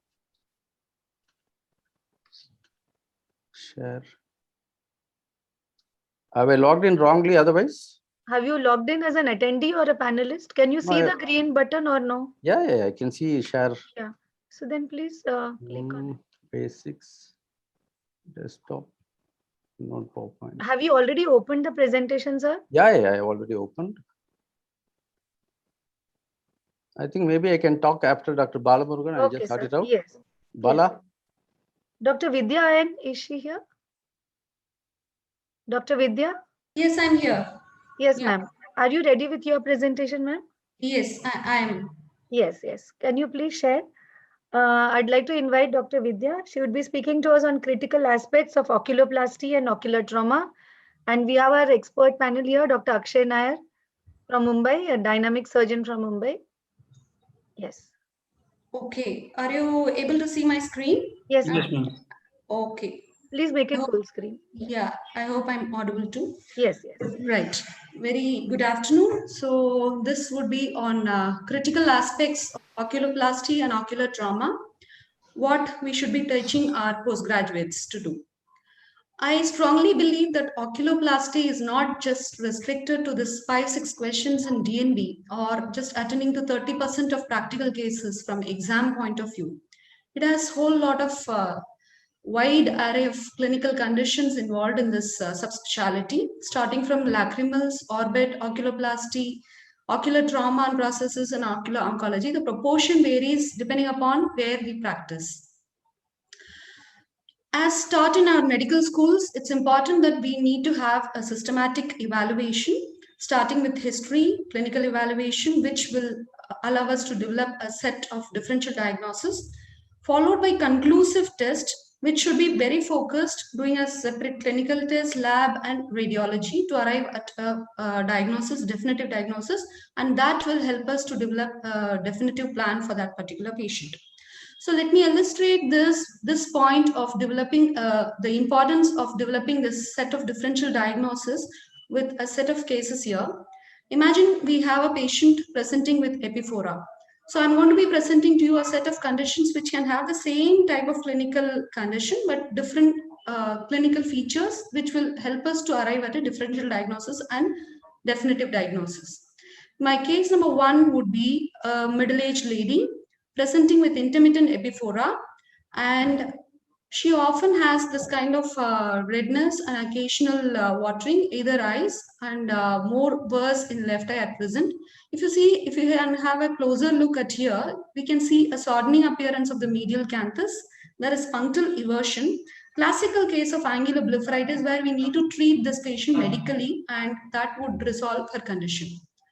Let me go to the second case where again the patient presented with epiphora, intermittent discharge, congestion, and if you do a careful clinical examination, you can see a small swelling over the canalicular area. If you invert the lid and see, you can see the powdered punctum. That again says it's a classical case of chronic canaliculitis, where again the management is going to be different. Dealing here, DCR is not the answer. We have to be dealing with the canaliculotomy and expression of this canalicular material, and antibiotic syringing would be the right way to treat this patient. Case number 3, I have two set of patients here. This patient, the diagnosis is quite obvious. We have deviation of mouth. He has got a retraction of upper eyelid, lower eyelid, and epiphora in this case would be because of multiple reasons. Possible reasons could be an ocular exposure, an exposure keratopathy, and lagophthalmos, lacrimal pump failure, and sometimes aberrant regeneration also can result in this type of epiphora. Treatment, again, depending upon the clinical presentation, in acute stages, we would probably want to protect the ocular surface by at least minimum taping at night and copious use of lubricants. And later stages, if it doesn't recover, probably we would be talking about the surgical intervention here. Look at this patient as compared to this patient. She has a scar right across the face. Definitely, I would be ruling out a secondary nasolacrimal duct obstruction, but that's not sufficient in her condition. We would be addressing her cicatricial ectropion also to have complete resolution of her symptoms. So case number 4 would be a classical chronic dacryocystitis, which has developed lacrimal abscess and it's granulating. If I'm planning external DCR, I would probably wait for the inflammation to resolve and then plan surgical intervention. Case number 6 would be an involutional entropion, again presenting with epiphora because of ocular surface inflammation. The treatment would be different. And this patient has got an ectropion. Again, the presentation would be similar, but treatment and the way you approach. What I'm trying to say here is for a single condition of epiphora, we have this set of differential diagnosis. Unless we do a systematic evaluation, we would probably be missing out many of these patients. The second important thing that we need to know and we need to teach our postgraduate would be the natural cause of the disease and its manifestation and different technology that we need to use to diagnose a case. As for example, this case, this patient has got a preseptal cellulitis where the treatment is going to be just oral antibiotics. And when it progresses to an orbital cellulitis, we need to be more aggressive in monitoring these patients, right, starting from the vision to progression of the disease, which can result in blindness also. We need to admit the patient, we need to treat the patient with systemic antibiotics. Even after systemic antibiotics, if the condition does not resolve, that is when we need to suspect subperiosteal abscess. There we have a definite role for radiology and we might have to plan a surgical evacuation as well. Sometimes the patients can present to us later, like after the resolution of symptoms with blindness or something, then that is where we need to suspect whether the patient has developed one of the complications of the natural course of the disease. Like as in this patient, we are dealing with a superior orbital thrombosis and also the cavernous sinus thrombosis. We should also know the response and we should know when to titrate our response depending upon the response of the patients. As in this patient, a congestive thyroid eye disease, you can see the scar right across her neck post-thyroidectomy, having an ocular surface disruption and just doing a medical decompression with IV methylprednisolone is not going to help her. We need to protect her ocular surface and that is what I have done here. I've done a lateral torsography. The worst I have done a suture torsography as well.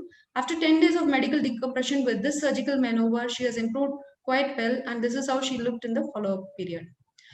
It is important that we teach our postgraduates to look beyond the eyes as well. A classical case, a clinical case of acute dacryocystitis like presentation, but if you do an ENT examination, we find a mass in the nose and also a lesion that is replacing the palate, where we need to do a proper radiological workup and manage the patient accordingly.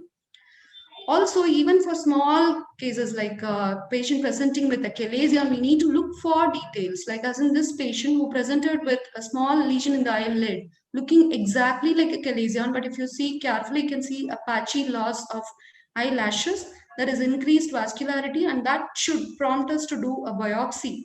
And we found out a poorly differentiated carcinoma. So this patient had to be taken up for excision of the mass followed by reconstruction. So it's important we look for the details as well. I'll just take one more minute, Anaha. It's important that we also do a proper documentation. This patient I had seen in 2015 with a suspicious lesion. I had advised a biopsy, but she was not willing for the biopsy and she asked to follow up. And 4 years later, she comes back again with a lesion exactly in that area, which has progressed, and a classical everted ulcerative lesion, which on biopsy proven to be a basal cell carcinoma. So good documentation is very important to teach the patient and also for our own clinical purpose. In case of trauma, again, prioritizing our treatment. If our general condition, the general condition of the patient is not stable, that is the priority that we need to give. Check vision, rule out ocular pathology, and follow a methodical way of examination. Know those conditions that would require emergency treatment before we proceed. This COVID times, it's a challenge for us to have classroom teaching, but we do have lots of this online resources. So if we use this online resources optimally, we are not missing out much. So thank you very much for a wonderful opportunity. Thank you so much, Dr. Vidya. That was a beautiful presentation. My pleasure. Very good slides. Yeah, Dr. Akshay. Yeah, I'd like you to comment. Yeah, please. No, I think Dr. Vidya hit the nail on the head. She's covered the entire spectrum of conditions that every resident should know, because why ophthalmology in general has a lot of systemic connections to every other part of the body, but more so I believe oculoplasty. And recently, as we've learned from our mucormycosis experience, something happening in the lung like COVID ends up leaving you so immunocompromised that a fungal infection can start from the nose and enter the orbit. And even other things like, say, congenital ptosis, to know when to operate such that the child doesn't become amblyogenic. Identifying masquerades of ptosis like myasthenia and thyroid eye disease. And also being able to handle emergencies like trauma, abscesses, cellulitis. So I think from a postgraduate perspective, while oculoplasty as a subspecialty may be quite big, there are 5 or 6 surgeries that every resident should know. And this includes, a congenital nasolacrimal duct obstruction probing, or DCR and DCT, a basic lid repairing following, simple trauma. Maybe complex traumas can be difficult, and evisceration, enucleation, and if they're really good, perhaps even entropia and ectropia. So these list of basic surgeries have to be a part of every resident's armamentarium, that they should be able to practice this when they go out into private practice. And from a clinical point of view, diagnosing thyroid eye disease, myasthenia, and other syndromic associations like neurofibromatosis. These things, if they're able to do, I think we need to, if we're able to make this a part of the curriculum of residency training, we would have done our job well from oculoplastics perspective. And really like to congratulate Dr. Vidya for covering this very comprehensively. Thank you very much. Thank you, Dr. Akshay. You have covered all the clinical oculoplasty parts. I'd like to just deviate and ask you another question. What is your take on aesthetic cosmetic oculoplasty? What is the demand today, and what is it's a niche kind of practice. So what is your take on that? I think I've been watching the program since the beginning, and you've been asking every panelist 1 or 2 tricky questions. So this is the tricky one for me. No, but that's actually a very good question, because during our residency training, aesthetics was really not a big part of it. We were exposed to it a little bit, but nothing major. And to be honest, things like my first filler or my first mid-face lift are things that I have seen, assimilated, learned, and finally done for the first time in private practice. There is a demand, there is a growing demand. Patients are becoming more aware about whom, like say, for example, a blepharoplasty or a tear trough filler. The patients themselves know that an ophthalmologist or an oculoplastic surgeon is better trained to do this than a general plastic surgeon. So they, trawl social media, look out for the right people. So not just aesthetic skills, but also aesthetic skill promotion is equally important from an oculoplastic surgeon's point of view. Having said that, it still is not an absolute necessity, because there are many oculoplastic surgeons who've drawn a clear line that they are more into functional and will not be doing aesthetic surgery. It doesn't stimulate them intellectually, it's not satisfying enough, or perhaps they have limited exposure. On the other hand, there are oculoplastic surgeons who've gone ahead and said, you know what, forget functional, I am purely oculofacial plastic surgery. So the skies are limit. My question was, do you think this should be a part of the curriculum in their residency training, at least an introduction to it, so that they're probably at least stimulated. It is up to them whether they take it or not. True. And actually, as per the ICO's recommended curriculum, basic aesthetic surgery, blepharoplasty, botulinums, and filler are a part of especially botulinum curriculum. Especially recommended curriculum. It's not even in the good to know, it is in the must know category. So yes, it should be. Yeah. Just food for thought, probably. Dr. Sushmita ma'am. Very troubling questions. Thank you. Dr. Sushmita ma'am, you're just a quick I agree that there has to be an introduction. They should know that this is possible.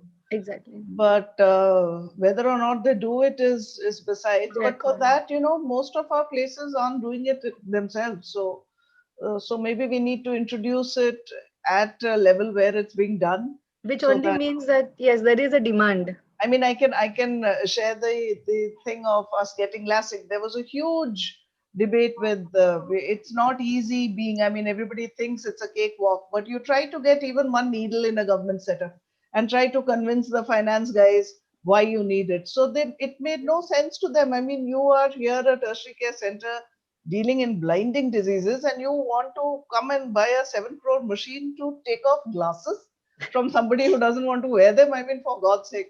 So Professor Amut was amazing. He said, look, all that is fine, but I'm running a residency program.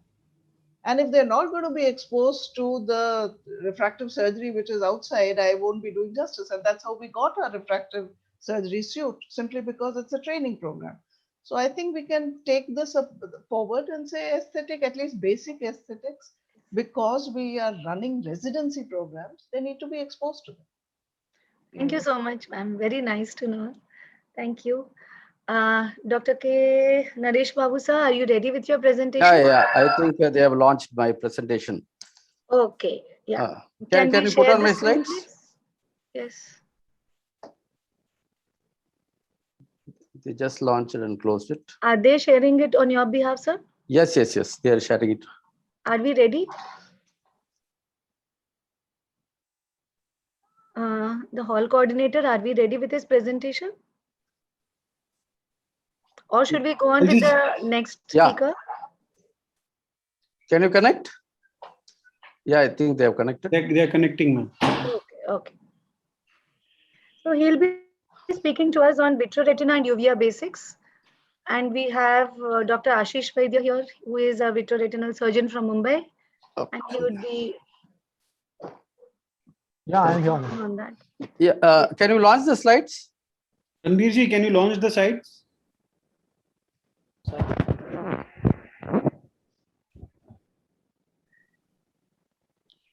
Mac का laptop है आपके पास? Yes. You share. Do you need some time? Should we go on to the next speaker? पहले slide खोल लीजिए, आपका display आया था पहले. Yeah, it is coming. Yes, it's now getting. Folder खोलिए sir. Yeah, this is the one. Okay, good. Okay, fine. Yes, we can see the slides. Okay, right. First I would like to thank Chitra madam on behalf of myself and my institute for giving me this opportunity. Again, thank you, Dr. Anaga, for this session. I think there is a very famous saying by Blaise Pascal: if I would have had a longer time, I would have written a shorter letter. That goes well with the retinal diseases also. Actually, because I have been asked to confine, I am not going to talk anything about the OCT or the Ingenuity which we have been using. I will be talking what the PGs have to know when they are just coming out of their residency. Next slide. Yeah. So in case if you want to go for retina, if you want to diagnose and treat a disease of retina, first what you have to do is see the retina. How will you see the retina? There are so many ways of seeing retina, but we'll be discussing only two. The one is indirect ophthalmoscopy. The other one is slit lamp examination of the retina and how to document basically. Next slide. Yeah. So when we talk about retinoscopy, so we'll have to actually talk about what you call Charles Keepan, because he was the first one. We always have to thank the innovators, because without them, nothing is possible now. We might be operating with so many sophisticated systems. They are the one who gave us the basics. And it was Charles Keepan. In fact, he inaugurated our hospital way back in 1980. And he was the one who pioneered in the binocular indirect ophthalmoscopy.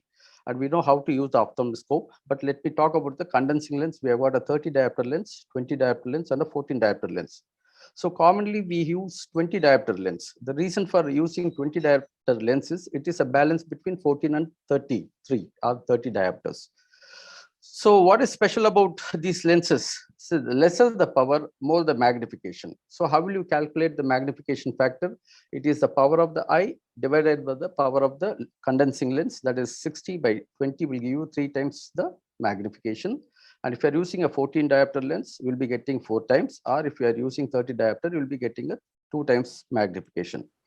But why these many lenses? It has a role, because if you use a 14 diopter lens, the working distance is more than 7 centimeters.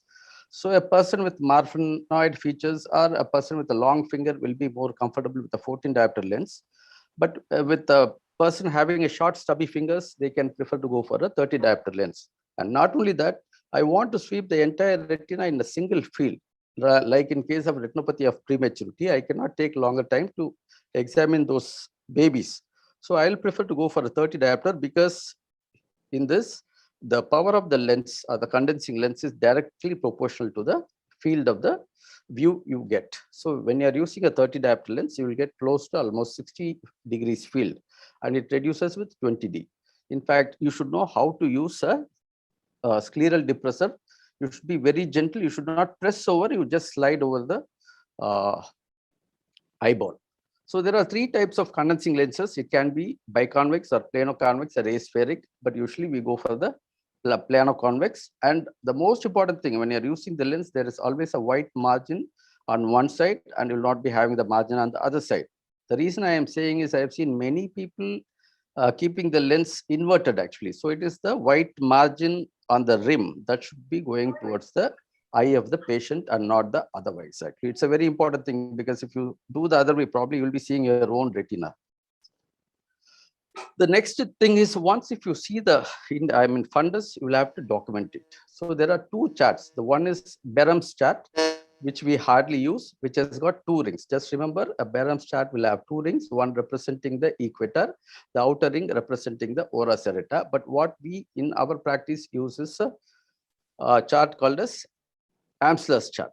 In Amsler's chart, you will be having 3 lines basically. The one inside representing the equator, the one in the middle representing the ora, the outermost representing the pars plana, and it is a common chart for both right and left. Here we have printed separately for right and left, but it's a common chart. If the disc is on the left side, it's a left eye, and if the disc is on the right side, it's a right eye. Why we have to go for the charting? The reason is very simple. Charting is a way of communication. Not everybody is going to speak English, or not everybody is going to speak Hindi, or so this is a way of communication. So everything is represented in a pictorial way, so that a person who doesn't know the language, just by seeing the diagram, he can diagnose what the condition is, where the break is. You can find out, like in this, we have drawn the horseshoe tears.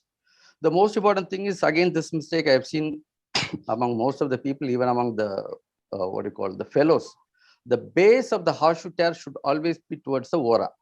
It should never be the other way, because the traction is always towards the ora. So the base of the horseshoe tear will be towards the ora. And these are the various ways of representing this thing. So when we talk a giant tear, which is almost 90 degrees, you can see from 12 o'clock to 3 o'clock, that's how we represent a giant tear, and we have represented the other thing. So basically the charting is very important. You might ask, you have got wide angle, cameras like Optos or Claris. Will you do it taking photo and go to the operation theater for doing a buckling surgery? The answer will be no. Because ideally we'll have to spend longer time outside the operating theater to look for every single break that cannot be found with any of the wide angle, which we have published recently also. Comparing this with the wide angle system, it is not at all a replacement for a good indirect ophthalmoscopy, especially if you're going to do a buckle. Even if you're going to do a buckle with the help of a, what do you call this, a chandelier, you need a very good indirect ophthalmoscopy. The next important thing is to see the retina with the help of slit lamp. Now it has become very popular. You ask people, they'll say 90D. But what is the principle? Many people will not be knowing actually, because it's nice to know when you're using a lens. So there are basically three principles to see the retina. First one is you neutralize. The second one is replacement. The third one is little like indirect ophthalmoscopy. What do you mean by neutralization? So basically the power of the eye is plus 60, we presume. You're going to neutralize the power of the eye with the minus plus 60 lens. That is the ruby lens. It completely neutralizes the power of the refractive power of the eye, so that it becomes just a window. You can see the eye, and that is seen with the ruby lens. Usually the ruby lens is given as a complement with almost every slit lamp manufacturer gives it as a complementary lens, which will be seen in the side box. Actually, many of us won't open it. The second one is neutralizing the power of the cornea. So this can be done with the help of a Goldman single mirror or a 3 mirror. If you ask me which lens I prefer among all these things, I'll prefer a Goldman 3 mirror. The reason is very simple, because you have got 3 prisms and a central mirror. The central lens gives you the, the view of the area centralis. The other one, the long oblong, gives up to the equator. The short oblong, beyond the equator, you will be seeing. And the semicircular or the crescentic, you can see the angle. So why I'm saying I prefer this lens, it's not only for diagnosing, it is for even treating the eye also. I can do a PRP with this. I can do a laser trabeculoplasty with this. I can do a focal laser with this. So if you're going to invest, I prefer you invest in this. The third and the most important thing is, it's called as slit lamp indirect ophthalmoscopy. It is same as our indirect ophthalmoscopy, but the only thing is here your slit lamp is used as a light source. And the prototype for this Rodenstock pan fundoscope lens, and most of our wide field lenses are using this principle. So you've got two types in this, either a contact lens or a non-contact lens. The contact lens is going to be your mainstar wide field, which we use for doing a PRP laser. The non-contact lenses are the one which we are using in the OPD, like a plus 90 diopter lens or a plus 78 diopter lens or a super wide field. So if you're going to do retina, or if you're going to do ophthalmology, the first thing is you will have to go for. Sorry to interrupt, sir. Your time is up. Would you please submit in next 30 seconds? Yeah, okay, fine. Okay, fine. So next. So these are the basic things about knowing the laser. The next thing is the buckle surgery. So the basic thing is why we talk first about the buckle is, when we talk about Gonin, many people are not knowing about Gonin, because this man in 1905, when a disease was treated as untreatable malignant condition, he found in 1911 that the hole is the cause for a retinal detachment, and it can be treated with the help of a, what do you call, by sealing the break. So it was a breakthrough. Unfortunately, this man's Nobel Prize was rejected for some political reason, which was apologized later. And even today, ICO gives a medal called Gonin's medal once in 4 years to an eminent ophthalmologist. So the first thing we have to know when we're talking about retinal detachment is Gonin's principle. So what are the principles? Basically 3. First, you localize the break, find all the breaks. Second thing is you seal the break. This can be done by chorioretinal adhesion, and usually we use cryo, or you can use a diathermy, or you can use a laser, and then you approximate the break by doing a scleral buckling, which relieves the vitreoretinal traction and closes the break. The reason why the scleral buckling is relevant even today is, like if you take a bypass surgery, like from 60s to 2010, if you see the mortality and the morbidity due to a CABG has come down drastically from the days it was done. But if you take in case of a simple rhegmatogenous RD, the result between a buckling surgery, which was proposed almost 78 years ago, and what you do with a sophisticated instrument vitrectomy is almost similar. It's almost close to 90%. So buckling is not at all an outdated surgery. It's still a very relevant surgery, which people have to say.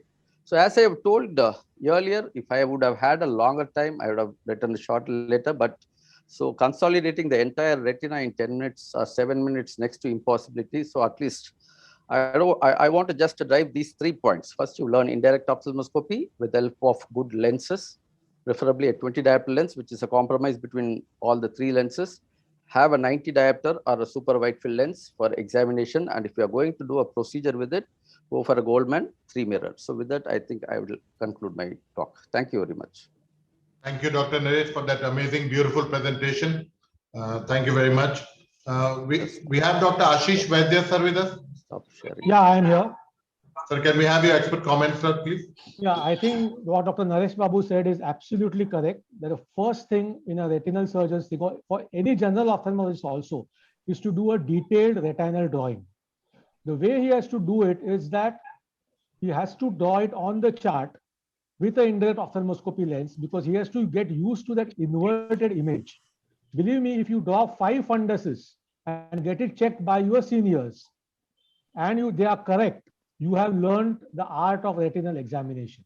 Because the way the blood vessels go, if you have managed to draw it out, you realize what it is happening. We also have one of our colleagues in Mumbai who makes eyeballs out of table tennis balls. And he paints a disc over there and a macula and things like that. And these can be used very comfortably by the residents in order to practice indirect ophthalmoscopy. Thank you, sir. Thank you. Can we request Dr. Sushmita ma'am to give your expert comment? Indirect. No, I agree. I mean, I wish Dr. Naresh could be given another 7 minutes because I didn't want his talk to finish. It was so wonderful. But yes, the first things that we also learned was on indirect and how to get it. And once that was done, we didn't realize how much it helped us throughout ophthalmology and how easy it became to just hold the 90D and look at the retina rather than have a direct ophthalmoscope and go close every time. And Dr. A.K. Gupta also used to do something called a monocular indirect using the direct ophthalmoscope. So we also learned that, and it made life very, very simple. So I think, unfortunately, what happens, Dr. Sinha, I don't know how it is with you all, but residents seem to, over a period of time, come into the first year and decide, I want to do this. So it's okay wanting to do a part of ophthalmology, but it also equates into not wanting to do the rest of it. So I think that's where the problem lies of specialization coming in too early and not saying, I remember our senior resident telling us, you're not allowed to say, I don't like so-and-so.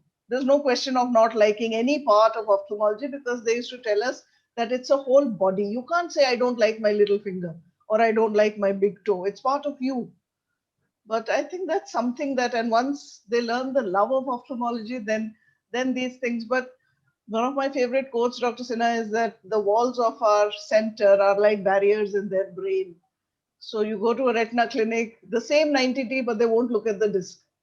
And they come to me and the same 90D, but they won't look at the macula. So, something somewhere, I think we're this overkill of specialization right in the beginning is the bane. I think maybe we need to restructure it to a comprehensive ophthalmologist first, practice for 5 years, and then go into specialization, something like that.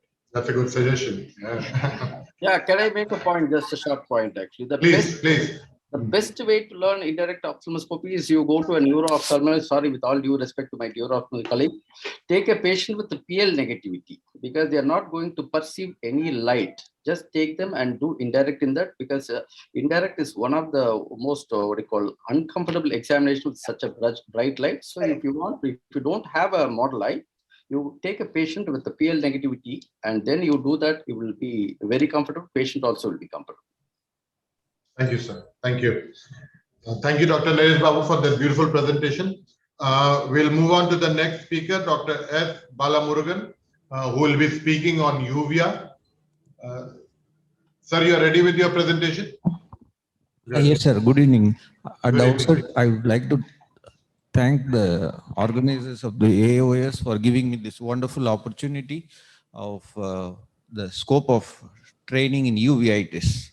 Uvea is sometimes broken up as U, V, and R. It's full of surprises for both U and V and all. So we need to start with the basics. First come first, history taking is the most important step, which is commonly neglected, especially with the so-called quote-unquote airborne transmission of COVID. History taking is given a big casualty, and we need to be really careful not to miss the elegant part of the history taking. So this was one patient who presented with so-called keratouveitis with granulomatous keratic precipitates. The surprising history that was overlooked was the history of native treatment with vegetable matter. A patient was started on topical steroid by the postgraduate, and immediately the patient came back with 3 days with such a massive fungal keratitis. So we need to be very careful with history taking. Whenever there is a history of native injury, possibility of fungal should be entertained, and there is no harm in waiting to start with topical steroids, and be very methodical and ruling out the contraindications of topical steroids, especially in the developing countries.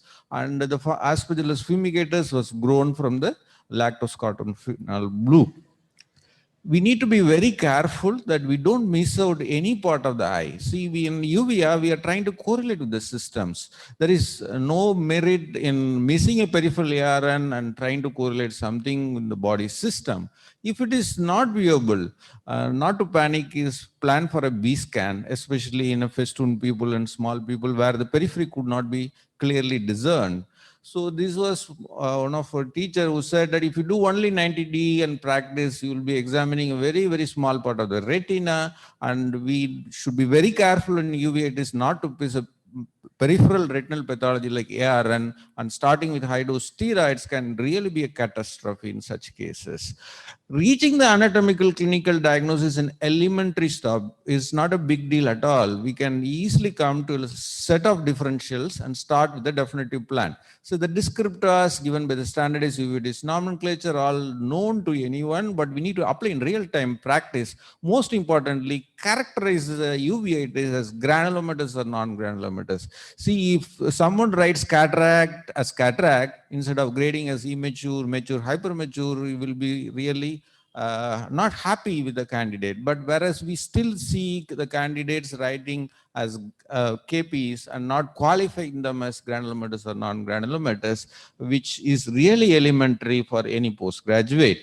And whenever there is a recurrence, we need to revisit the diagnosis, and so as to say that we should be shameless to accept the change in the diagnosis, and if the treatment is not going according to our plan, infer whether are we dealing with an aggressive infectious or the patient did not use a medicine and things like that. Let me give you an illustration. So this was my own patient who initially presented with vision of 1/60 and FFH scored vasculitis like appearance. The MANTO was necrotic. We thought that we are dealing with high MANTO positivity, and ATT was started. Oral steroid was tapered. Surprisingly, during the down taper, the other eye got involved and the BCV and the other eye dropped down to 3/60. Again, we repeated the FFA and see, look at the cattle trucking appearance. And even in the late phases, when we forgot to check the BP and it was super high, and it was a severe case of Takayasu arteritis, which was really overlooked and which needs high dose immunosuppressants. So lack of steroid response could possibly mean a possible infectious stuff or an aggressive non-infectious uveitis. Or it could be fungal, or it could be a masquerade or a metabolic masquerade, or most importantly, the ocular ischemic syndrome. Be clinical and don't take the investigations too much. All the investigations need to be correlated clinically. And before ordering investigations, have a plan in mind. Sometimes we don't investigate when the etiology is clear or in a traumatic anti-uveitis, but there is controversy in Fuchs and first attack of non-granulomatous, which an uveitis specialist would love to investigate. So sometimes we don't have to read articles to decide what investigation to do. Like this, when you have a worm like this, and the best treatment should be the removal of the worm. And this was again one more parasitic uveitis where, based on the lack of response, the new organism was identified, and thanks to my teacher, and I was really grateful to be a part of the study in identifying this new Procerovarum varium. And earlier, all these uveitis was named as tuberculosis, leprosy, and so on. And so we need to be really careful in correlating ourselves, and the subtle changes in the AC depth, like peripherally shallow and centrally deep, could point us towards a cyclitic membrane, and doing anterior segment cataract surgery can be a really problem. The characteristics of the KPs like non-granulomatous, stellate distribution, or all triangle, and the halos around it, all these could point to a particular etiology. So even in a fuchs uveitis, we need to rule out a pseudofuchs like syphilis and sarcoid, and which can closely mimic this condition. So, and even in when you see the subtle PAS and the granulomatous appearance, we definitely not to forget gonio appearance of the 10-shade peripheral anterior synecdoche, which is one of the diagnostic criteria for sarcoidosis. So in doing so, we should not miss the forest for the trees. Whenever you see a patient walking like this with a non-granulomatous anterior violent uveitis, obviously you'll be thinking in terms of BEAST27.